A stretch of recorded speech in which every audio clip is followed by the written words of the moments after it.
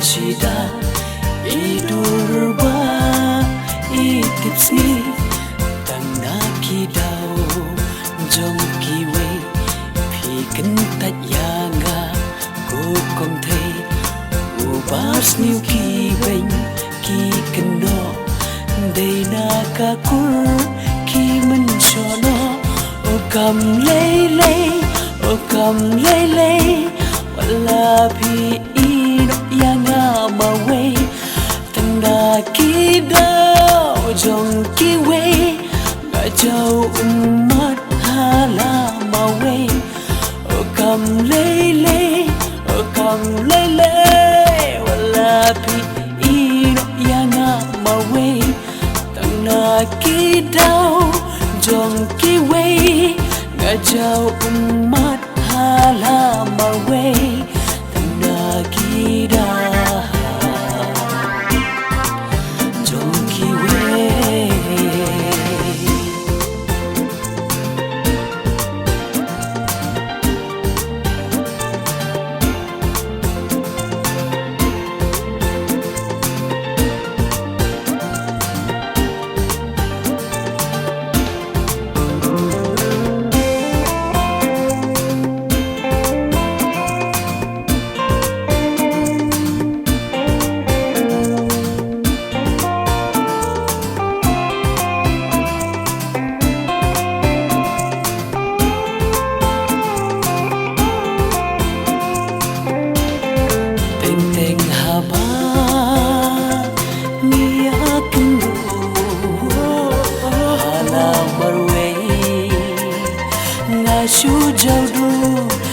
Shu jau du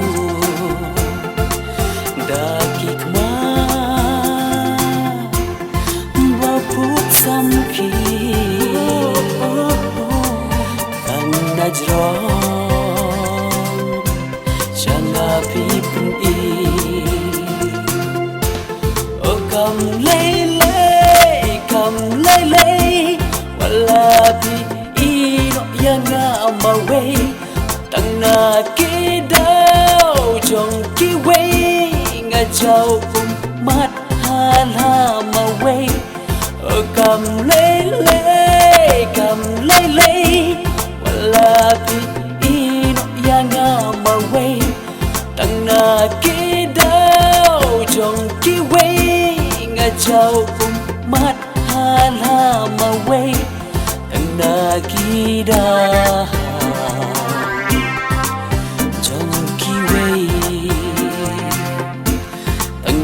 Kida Jonki way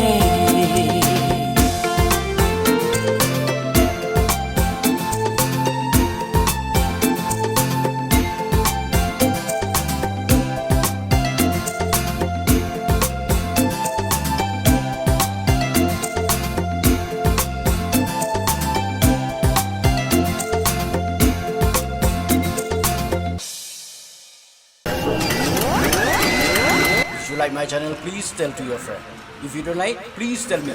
so that I can make it the best. Thank you for watching.